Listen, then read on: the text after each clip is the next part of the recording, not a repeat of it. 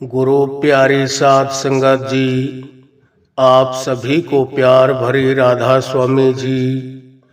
आज जो हम आपको साखी सुनाने जा रहे हैं वो साखी श्री कृष्ण के जन्म लेने के ऊपर है।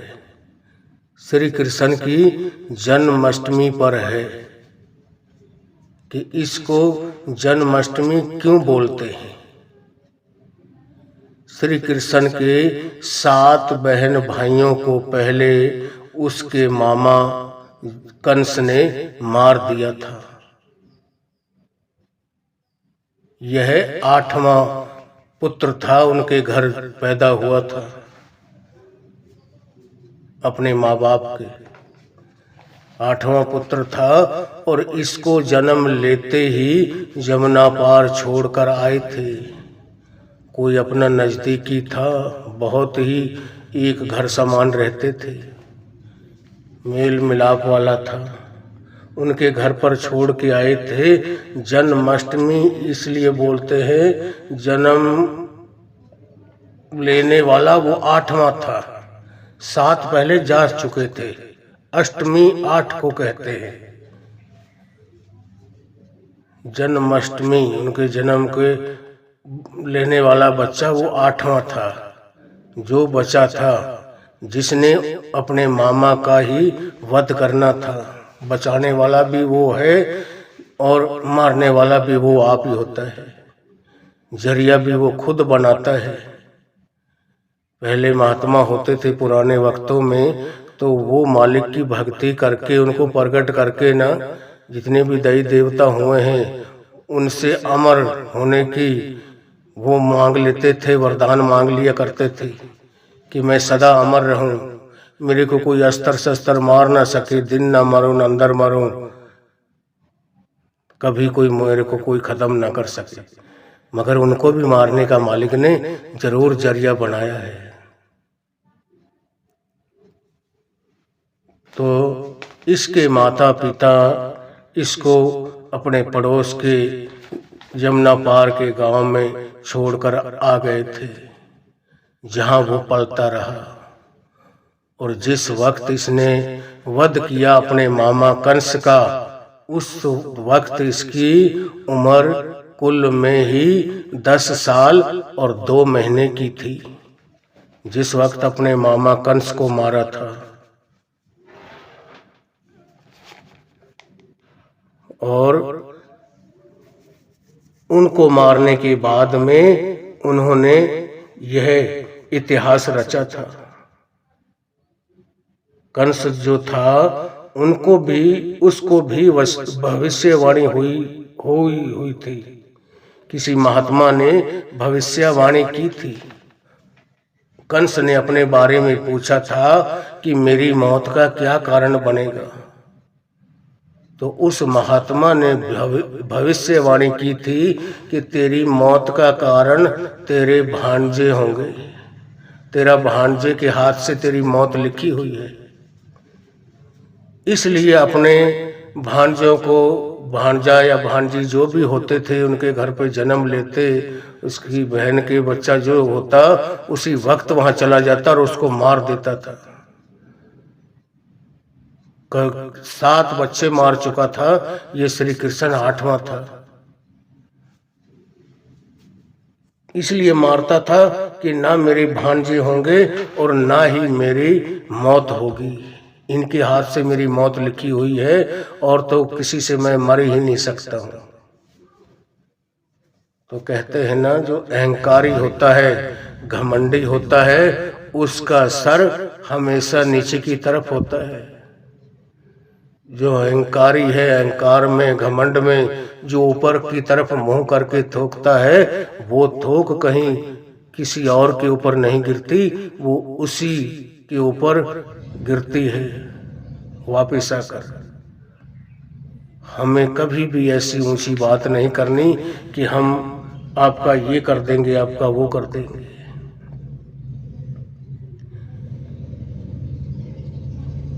हमें हर वक्त मालिक की भजन बंदगी में लीन रहना है, अगर हम अपनी मुक्ति चाहते हैं तो। श्री कृष्ण को जिस घर में छोड़ कर आए थे उनका नाम नंद और यशोदा था, जो उनके काफी नजदीकी थे। जिस वक्त भगवान कृष्ण ने अपने मामा कंस को मारा था, उस वक्त उनकी उम्र 10 साल और 2 महीने थी। इनकी साखी से हमें लगता है कि जिसने भी मुंह ऊपर की ओर करके थूका है, वो थूक उसी के ऊपर आकर गिरता है। अहंकारी का सर हमेशा नीचे की तरफ झुका रहता है और सच्चे का, ईमानदार का मालिक साथ देता है। और श्री कृष्ण बचपन से ही जो घी था, मक्खन घी खाने में बड़ा माहिर था बहुत ही, और कोई चीज की किसी की वो मांग नहीं करता था। मक्खन घी जो होता है निकलता है, सुबह रात को जमाया जाता है, सुबह लस्सी बनती है, मक्खन घी जो निकलता है उसी को, मक्खन घी को खाया करता था। उसकी खुराक ही वही थी। और जिस दिन उसको नहीं मिलता था नाराज होकर चला जाता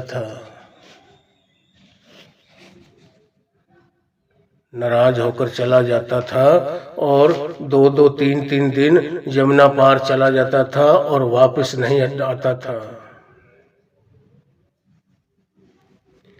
मगर फिर गोपियां जाती थी और उस श्री कृष्ण को वहां से मनाकर अपने घर लाती थी, फिर उसको मक्खन घी देती और फिर उसको खुश करके फिर भेजती थी। वो अपनी गायों को चराया करता था और अपनी भजन बंदगी में लीन रहा करता था। बरसाना नंदगांव के पास पहाड़ी है जहाँ थाली भोजन लिखा हुआ है, वहीं भस्मासुर की गुफा है, जो श्री कृष्ण की एक को हर रोज खाया करता था। उसका भी उसने वध किया था, वहां उसको भी मार दिया था। और बहुत ज्यादा, एक बार उनकी माता उनसे इतना प्यार करती थी, हद से ज्यादा। कहती थी, बेटा तू अगर मेरे को 1 मिनट नहीं दिखाई देता तो मेरी आंखों के आगे अंधेरा हो जाता है। मैं सोचती हूँ मेरा सब कुछ चला गया और मेरे को कुछ दिखाई देना बंद हो जाता था अगर आप मेरी नजर से थोड़े से दूर हटते हो तो एक दिन कई दफा उसने ऐसी बातें सुनता रहा अपने माँ के मुख से, और एक दिन सोचने लगा कि माँ मेरे को अंदर से, दिल आत्मा से प्यार करती है कि ऊपर ऊपर से ही कहती है, खाली इसकी परीक्षा लेता हूँ। तो सारा दिन यमुना पार अपनी गायों को चराता था, गायों के पास रहता था, और दोपहरी में अपने घर गया तो वहां उसको पता था कि आज मक्खन घी नहीं है घर पे। तो जाके घी मांगा अपनी माता से, तो माता कहने लगी कि बेटा घी तो है नहीं मेरे पास, आज शाम को दूंगी या कल मिलेगा आपको, आज आप ऐसे ही खा लो। तो श्री कृष्ण नाराज होकर चले गए। कहने लगे, मेरे को तो, मैं तब जब भी आता हूँ मेरे को मक्खन घी नहीं मिलता, और मेरी तो ऐसी जिंदगी से मर जाना ही बेहतर है। मैं तो बस अब जीऊंगा नहीं, मेरी तो इतनी जिंदगी काफी है। और माँ से नाराज होकर उनसे लड़ाई झगड़ा करके और चला गया। कहने लगा, मैं तो नदी में जाकर डूबकर मर जाऊंगा, अपनी जान दे दूंगा। अब आगे आगे श्री कृष्ण जा रहे हैं, पीछे पीछे उनकी माता उनको रोती बिलखती जा रही थी और रोक रही थी, बेटा मत करना ऐसा, आप मत मरना, मैं भी मर जाऊंगी, आपके बगैर 1 मिनट भी जिंदा नहीं रह पाऊंगी, आप गलत कदम मत उठाना, चाहे मैं कहीं से भी लाऊं, आज के बाद में मैं तेरे लिए मक्खन घी जरूर रखूंगी खाने के लिए। मगर वो भी तो माँ की आजमाइश ले रहा था कि अंदर से प्यार है या ऊपर ऊपर दिखावा है, जिसके बारे में गुरु नानक साहब ने भी अपनी वाणी में फरमाया है कि अंतर महल जे तीरथ नावे तिस वैकुंठ न जाना, लोकपति ने कछु न होवे ना ही राम अयाना। कि अंदर में महल है और स्वर्गों तीर्थों पर हम घूम रहे हैं, हम तीर्थों पर यात्रा कर रहे हैं, हम कभी स्वर्गों वैकुंठों में नहीं चले जाएंगे। अंतर महल जे तीर्थ नावे तिस वैकुंठ न जाना, लोकपति ने कछु न होवे। कि भाई तेरा लोक दिखावा करने से कुछ भी नहीं बनाने वाला, ना ही राम अयाना। कि वो जो राम है, जो कण कण में रमा हुआ है, वो कोई अनजान बच्चा नहीं है। उसको जी चाहे तो जैसा भी झूठ साच बोलता रहेगा, तेरी सब मान हाँ में हाँ करता चला जाएगा। वो तो तेरे रग रग का वाकिफकार है। और अब पीछे से उसकी माता दौड़ी जा रही है, रोती जा रही है, इधर उधर भी कोई नहीं दिखाई देता जिससे कहे कि मेरे लल्ला को, मेरे बच्चे को पकड़ लो आप। आज कृष्ण भगवान जा रहे हैं इस दुनिया को छोड़कर, ये नगरी सब खत्म हो जाएगी, कोई चीज नहीं बचेगी। रोती बिलखती जा रही है, बहुत हाड़े करती है बेटे के आगे, मगर वो तो अपने माँ के हाथ ही नहीं आया और चला गया नदी के किनारे और जाकर सीधी छलांग लगाई नदी में। जब नदी में छलांग लगाई तो वहां उसने अपना कोई किसी मेंढक का रूप धारण किया, कुछ भी कर सकता था वो। उसने किसी का रूप धारण किया और वो अपनी माँ को देखता रहा और माँ उस नदी के किनारे पर आकर बैठ गई, रोती रही, इंतजार करती रही कि बेटा अब आता अब आता। 7 दिन तक वहां बैठी रही थी। 8वां दिन जब हुआ, 8 दिन बाद वहां से चल दी थी वापस कि बस अब नहीं आने वाला, अब वो खत्म हो गया। अब मैं तो अपनी बाकी की जिंदगी गुजारूं, जैसे तैसे करके अपना गुजर करूंगी, अपना टाइम पास करूंगी जैसे होगा। बेटा तो आने वाला अब नहीं है। मगर उसको क्या पता था कि ये तेरा पुत्र तो कुल मालिक है, ये मरने वाला नहीं है। वो तो एक शब्द रूप था, वाणी रूप था। शब्द को पानी डबो नहीं सकता, आग जला नहीं सकती, कोई अस्त्र शस्त्र मार नहीं सकता, किसी में वो ताकत है नहीं। वो शब्द होते हैं जो शब्द की, जिन शब्दों की ताकत से ये सारी सृष्टि की रचना की हुई है, जिसके बारे में गुरु नानक साहब ने फरमाया है, शब्दे धरती शब्दे आकाश, शब्दे शब्द भया प्रकाश, सगली सृष्टि शब्द के पाछे, नानक घटे घट आछे। सारी सृष्टि की साजना उस कुल मालिक ने इन 5 नाम शब्दों की ताकत से की है। जितने खंड ब्रह्मांड खड़े हैं उस नाम शब्द की ताकत से खड़े हैं, इनके नीचे कोई सपोर्ट नहीं लगी हुई। जितने लोक परलोक हैं सब उस शब्द की ताकत से जुड़े हुए हैं। हम ऐसे लगते है हमें कि हम अपने आप घूम रहे हैं, हम तो एक कठपुतलियां हैं, उसके नाटक का एक हिस्सा है। हमसे तो वो जैसा रोल करवाता है हम उसी तरीके का रोल करते हैं, हम अपना पार्ट अदा करते हैं बस। ये संसार रूपी उसने अपनी एक फिल्म बनाई हुई है मालिक ने। तो हम बात कर रहे थे श्री कृष्ण की, जब 8वां दिन हो गया, 7 दिन बैठी रही, 8वां दिन जब हो गया उस दिन वापस उठकर चली उसकी माता। कहने लगी वो तो गया, अब नहीं आएगा। आज 7 दिन हो गए मेरे को भूखी प्यासी को यहीं रोते बिलखते झींकते कि कहीं आ जाए, वो कहीं निकल आए, कुछ ना कुछ कोई करामात हो जाए। उसको पता था कि कई उसके सामने ऐसे ऐसे वृत्तांत होते थे, उसको था। मगर जब 7 दिन गुजर गए, 8वां दिन वो अपने घर को लगभग यह मान लिया अपने दिल में कि वो तो अब गया, अब कभी नहीं आने वाला। और वो बस आने वाला ही था उनके सामने। उसी वक्त अगर वो 1-2 घंटे और रुक जाती तो यह श्राप ना मिलता। जब वो वहां से घर की तरफ चली तो श्री कृष्ण अपने ही रूप में आकर उसके पीछे पीछे चल दिए और आगे जा अपने घर की तरफ जा रही माँ को पीछे से आवाज लगाई कि माँ, तू तो बहुत कहती थी मेरा तो इतना तो मेरा प्यारा है, मेरा फलाना है, तो मेरा सब कुछ तो ही है, तेरे बगैर मैं कुछ नहीं हूँ। आज 7 दिन हो गया, आज 8वां दिन है और मैं सब कुछ देख रहा हूँ।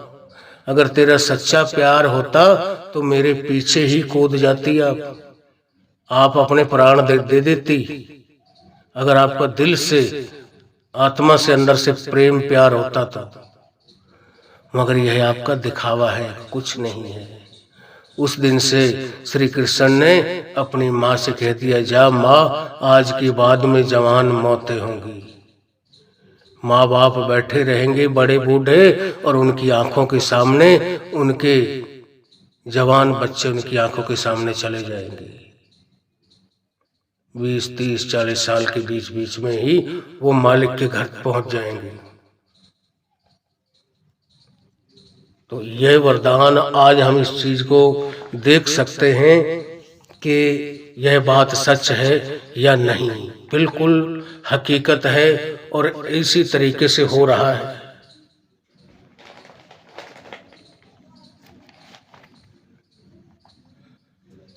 श्री कृष्ण को इस दुनिया में आए हुए 2078 साल हो गए हैं।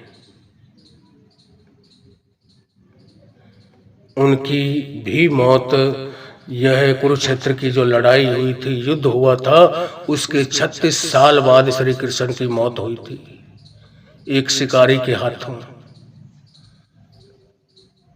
उनके जो नीचे जो पैरों में जूते थे, उनके नीचे हीरे लगे हुए थे, जो जैसे किसी जंगली जानवर के रात की तरफ रोशनी की तरह, वो बल्ब की तरह दिखाई देते हैं, लाइट मारते हैं। उनकी तरफ हम बैटरी टॉर्च लगाएंगे तो आगे से उनकी दोनों आंखों से उसी तरीके का फॉक्स निकलेगा। तो वो दोनों एक पैर में बराबर में 2 हीरे लगे हुए थे और वो ऐसे चमक रहे थे, किसी जीव के, कोई हिरण वगैरह के आंख चमक रही है। और उस शिकारी ने उसमें तीर मारा, उसके पैर में से पार हो गया तीर, वहीं से उसका गलाव चल गया और वहीं खत्म हो गया।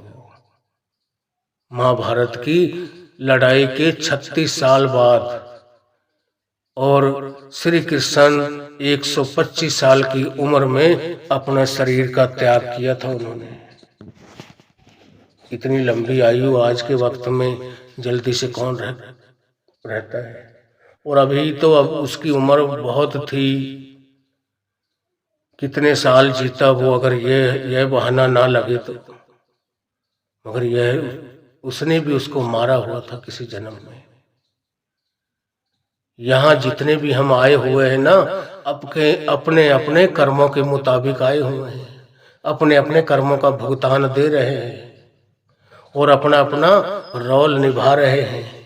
जैसा पाठ मालिक ने जिसको दिया है, कोई पिता का निभा रहा है, कोई औरत का निभा रही है, कोई बहन का निभा रही है, कोई भाई का, कोई बेटे का, कोई बेटी का। ये पाठ हमको दिए गए हैं अलग अलग, और इनका हमारे ऊपर कर्जा होता है। हमारे जो बच्चे होते हैं ना, हमसे बच्चे मालिक उन्हीं को देता है जो पिछले जन्मों के कर्जाई होते हैं, और उनको बच्चों के जाल में नहीं फंसाते जो पिछले जन्मों में ही अपना हिसाब किताब साफ करके आते हैं। मगर आज के युग में उनसे कहेंगे कि इनके बहुत भारी कर्म हैं, इनके बहुत खोटे कर्म हैं, जिनकी बदौलत मालिक ने इनको औलाद ही नहीं दी। यह सोच हमारी बिल्कुल गलत है। औलाद तो मालिक उनको देता है जिनके ऊपर पिछले जन्मों के कर्म होते हैं, पिछले जन्मों का कर्जदार होते हैं। कोई बेटी बनकर आ गई, उनके घर पे जन्म ले लिया और जितना वो मांगती है वो अपना पूरा करके ले जाती है। और कोई बेटा बन के आ गया और किसी को हमने दुख दिया है किसी जन्म में, वो हमारे ही घर में ऐसा पैदा हो जाएगा और वो हमको इतना दुख, इतना परेशान कर देगा, हम कहेंगे कि मालिक इससे बढ़िया तो हमको आप देते ही ना, वो बढ़िया था, वो अच्छा था, इसने तो हमारी नाक, हमारा सर ही नीचे झुका दिया है, हम किसी से नजरें मिलाने के लायक नहीं हैं। तो ये मत कभी भी समझे। उनको कई लोग गिरी नजर से देखते हैं, ऐसे भाव से देखते हैं। कोई उनको बांझ कहेगा कि इसके तो बहुत भारी कर्म है, बहुत खोटे कर्म हैं, इन्होंने कोई बहुत बड़े पाप किए हैं। असलियत का उन बेचारों को पता नहीं होता, खुद को भी और उन कहने वालों को तो क्या कहना। दुनिया तो पता नहीं क्या क्या हर एक के बारे में किसी ने ना संत महात्माओं को बख्शा है, ना किसी राजा महाराजा को, ना किसी हत्यारे को, ना किसी मालिक के प्यारे को, किसी को नहीं बख्शा। मगर हमें तो इस चीज का ज्ञान होना चाहिए कि यह औलाद जो है मालिक उनको देता है जिनके ऊपर कर्जा होता है पिछले जन्मों का। कईयों के हम देखते हैं 8-8 लड़कियां ही लड़कियां हो जाती हैं, वो माँ बाप कर्जाई होते हैं पिछले जन्मों के। और वही जिनका हमने कर्जा देना होता है, वही हमारे घर पे कोई बेटा बनकर आ गया, हमसे उतना अपना हिस्सा ले लेगा, उतनी जमीन बंटवा लेगा। कोई लड़की बनकर आ गई, वो अपना उतना जितना उसका हिसाब मांगता है वो चली गई। यहाँ सब लेने देने का और अपने अपने कर्मों का भुगतान दे रहे हैं। आज हम कह देते हैं कि फला आदमी ने फला आदमी को मार दिया। अरे उसकी क्या ताकत है, जब एक तरफ तो हम कहते हैं कि मालिक के हुक्म के सिवा एक पत्ता तक नहीं हिलता। अरे भाई, जब एक मालिक के हुक्म के सिवा एक पत्ता तक नहीं हिल सकता तो उसकी कैसे हिम्मत हो गई कि हमारे ऊपर उसने हाथ उठा दिया, हमारे ऊपर उसने प्रहार कर दिया और हमको मौत की नींद सुला दिया। क्या कर सकता था? मगर उसको हमने मारा हुआ होता है किसी जन्म में। कोई नहीं मार सकता किसी को, सब कुछ हमें कर्मों के मुताबिक मिलता है। अपना ही जैसा हम बो कर आए हैं ऐसे ही हमें फसल काटनी पड़ती आगे। और हमें दुख सुख अमीरी गरीबी सब कुछ पिछले कर्मों के मुताबिक हमारी पिछली फाइल को खोला जाता है कि इनके देखो पिछले जन्म में क्या करके आए हैं, किसका इन्होंने लेना है, किससे तो लेना है और किसको देना है। उसी के मुताबिक जहां मालिक उनको मुनासिब समझता है वहां उनका जन्म कर देता है, जहां उनका लेने देने का संबंध होता है। जहां से कोई उनके ऊपर मांगता था कर्जा, उन्हीं के नजदीक उन्हीं के घर में जन्म दे देता है और वो अपना पूरा करके चला जाता है। ये औलाद जिनके ऊपर कर्जे होते हैं पिछले जन्मों के, मालिक उनको देता है। कोई ये मत सोचे कि ये तो पता नहीं इनके, जिनको औलाद नहीं है, ये बांझ है, ये इनके बहुत भारी कर्म है, इनके बड़े खोटे कर्म हैं, ये पता नहीं कौन से जन्मों में कैसे कैसे कर्म करके आए हैं, इसलिए मालिक ने इनको बच्चे नहीं दिए। अरे भाई, वो तो बहुत बड़े बहुत पवित्र रूहें होती हैं जिनके ऊपर कोई कर्जा नहीं होता और उनको सिर्फ मालिक अपने साथ जोड़ता है और उनसे कहता है भाई आप भजन बंदगी करके अपनी सुरत को अंदर शब्द के साथ जोड़ दो और आप सदा सदा के लिए अमर हो जाओ।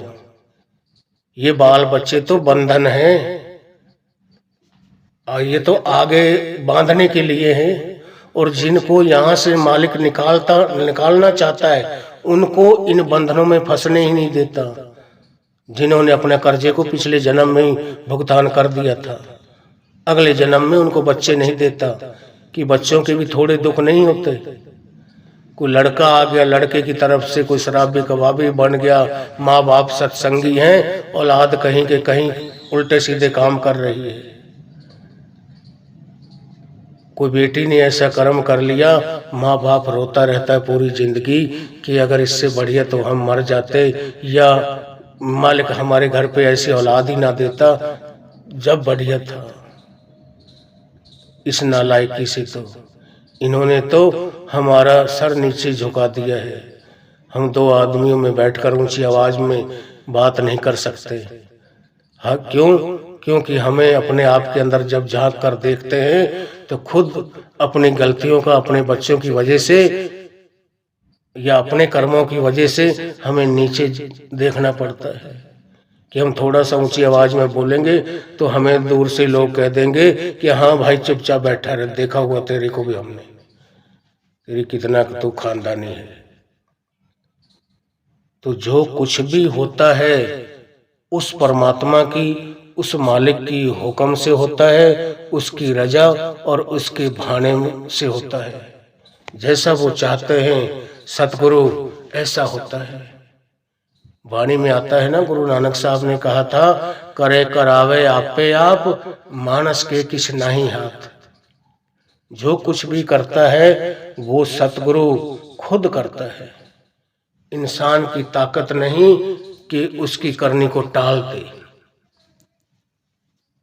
जहां जिसका अनजल लिखा है वहां हर कीमत पर वो चला जाएगा, हर बहाने चला जाएगा। और किसी की किस्मत में कुछ नहीं है, 50 देशों में चला जाओ, धरती के कोने कोने में चला जाओ, अगर मालिक की तरफ से उसके माथे में लिखा हुआ ही नहीं है कुछ मिलने के लिए, उसको कुछ नहीं मिलता। मिलता किसको है? जिसके माथे पर धुर दरगाह से लिखा हुआ आता है, सब है थोक पर आपते, जिस लिखया होवे मत। सारे सुख, सारे उसी को आराम मिलते हैं जिसके माथे के ऊपर लिखा हो। जैसे हमारे पर कोई केस लग जाता है तो हमारी फाइल तैयार होती है, उस फाइल के मुताबिक केस चलता है कि इसने ये काम किया है और इसको ये धारा लगी हुई है, इसमें से अब कैसे छुटकारा होगा। तो वो मालिक जानता है हमने कौन कौन से कैसे कैसे कर्म किए हैं। आज जो कर रहे हैं इनका फल आगे भोगेंगे। जो पिछले जन्मों में करके आए हैं वो आज भुगत रहे हैं।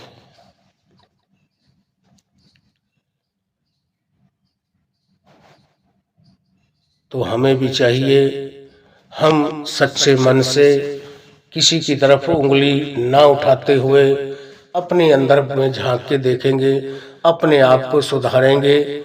जिस दिन हमने अपने आप की पहचान कर ली, हम किसी की तरफ उंगली नहीं उठा सकेंगे। क्यों? क्योंकि हमें ही पता चल जाएगा कि कमी हमारे ही अंदर थी। कहते हैं ना, जैसी दृष्टि वैसी सृष्टि। जिस नजर से, जिस भाव से मैं किसी को देख रहा हूँ, उसकी नजर को देख रहा हूँ, मेरे को वो उसी तरीके का लग रहा है। अगर मेरा शांत स्वभाव है, मेरा मालिक की तरफ मेरा ख्याल जुड़ा हुआ है और मैं अपने संत सतगुरु के स्वरूप को अपनी आंखों के आगे लिए घूम रहा हूँ, मैं उसी दया भाव से हर एक की चेहरे की तरफ देखूंगा तो मेरे को मालिक के दीदार होंगे। मगर ये उन प्यारों का हाल है जो जिनके अंदर सारी वासना खत्म हो जाती है, पांचों विकार निकल जाते हैं जिनके अंदर से, काम क्रोध लोभ मोह अहंकार। बड़े हजूर महाराज सावन सिंह जी एक बार सत्संग फरमा रहे थे और सत्संग में 40 या 50 आदमी होंगे ज्यादा से ज्यादा, और बाबा जी ऊंचा एक चबूतरा बनाया हुआ था, उसके ऊपर बैठ के कोई माइक स्पीकर कुछ नहीं था और सत्संग फरमा रहे थे। उनमें सत्संग में एक श्लोक आया, उनमें श्लोक आया कि जिसको मालिक ने ले जाना है उसके माथे पे पहले लिखा हो वो करोड़ों में एक आध मिलेगा। वो सत्संग के शब्द में आ गया, कोटन में को भजन राम को पावे, कि कोई करोड़ों के अंदर ही एक होगा जो उस राम के भजन से जुड़ेगा, उससे मिलेगा, उसको वो चीज दी जाएगी। तो एक विदेशी सत्संगी भाई था, हांडा नाम का, वो खड़ा हो गया और हजूर से चलते सत्संग में सवाल करने लगा कि हजूर महाराज, जब एक को ही जाना है, कोटन में को भजन राम को पावे, कोई एक ही उस राम के भजन से जुड़ता है। और फिर कहने लगा आप उसी को लो ना, आपको तो सब पता है कि कौन सी वो रूह है करोड़ों में से एक को जिसको लेकर जाना है, बाकी हमारा और आप अपना भी टाइम क्यों खराब करते हो। तो बाबा जी ने आगे से उसको जोश में आकर, तेज आवाज में आकर, कड़क आवाज में कहा कि भाई एक करोड़ा विचों एक एक छांट के लियांदे होए ने, ਇੱਥੇ जिन्ने बैठे ने ना इन्हां चों एक नूं भी नहीं ਇੱਥੇ छड्डना, सब नूं सचखंड पहुंचाना है। कोटन में को भजन राम को उस वक्त 30-40 करोड़ की जनसंख्या थी। आज जो 140 करोड़ के पे हमारी जनसंख्या हिंदुस्तान की पहुंच गई है ना, उस वक्त तो ये हिंदुस्तान पाकिस्तान भी नहीं बना था, उससे पहले की बात है ये। हजूर महाराज सावन सिंह जी सत्संग फरमा रहे थे, उनके सत्संग की बात है। और 40-50 सत्संग में सत्संगी भाई होंगे जिस सत्संग में यह शब्द आया था कि कोटन में को भजन राम को पावे। तो वो खड़ा हो गया, कहने लगा बाबा जी कोई करोड़ों में ही एक आधा है, तो आप उसी को ले जाओ, दूसरों का मत टाइम वेस्ट करो, हमारा भी और अपना भी। तो हजूर ने कहा बेटा ये करोड़ों में से ही एक एक को छांट कर लाया हूं, एक एक करोड़ में से एक एक ही मिला है, और जितने यहाँ बैठे हैं इनमें से कोई भी ऐसा नहीं जो ना जाए, ये सब के सब सचखंड के वासी हैं। तो ये हम मत समझे कि बाबा जी ने हमारी बाह पकड़ी है तो हमारी बाह वो छोड़ेंगे। औलाद कितनी भी नालायक हो, वो माँ बाप कभी नहीं छोड़ते। भेड़ों को चराने वाला अगर अपने छुट्टी करके अपने घर चला जाए तो उन भेड़ों का जो मालिक होता है उनको वो आवारा नहीं घूमने देता। अगर कोई मिल गया उनको संभालने वाला तो ठीक है, नहीं तो उनकी रक्षा वो खुद करता है, खुद एक एक को संभालता है, वो कभी छोड़ता नहीं।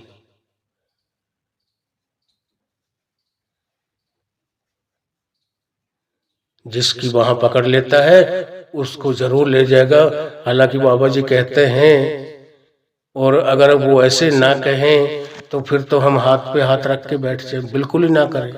जो थोड़ा बहुत कोई शब्द भजन स्मरण कोई करता है, इसीलिए बाबा जी कहते भाई झूठी तसल्ली च मैं नहीं फसाना चाहता, एक झूठ दे विचों कढ़ के दूजे च मैं नहीं फसाना चाहता तुहानू।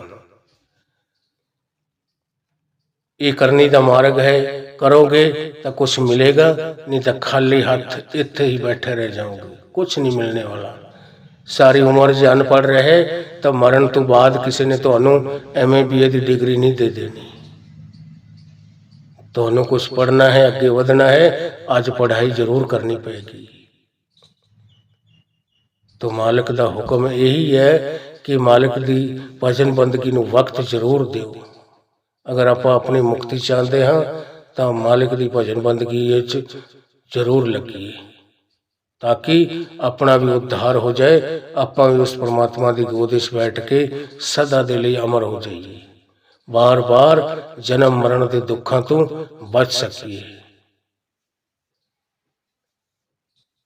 तो विसाखी स्टार्ट की सी श्री कृष्ण के जन्माष्टमी का। कल का त्यौहार है जन्माष्टमी, कल नू मनाई जाएगी। बहुत खुशी का दिहाड़ा है और उस श्री कृष्ण के जन्माष्टमी के उत्ते ये साखी सुनाई सी। हुण इस साखी नू ज़्यादा अगे ना वधांदा होया मैं इत्थे ही इस साखी नू स्टॉप दे रहा हाँ।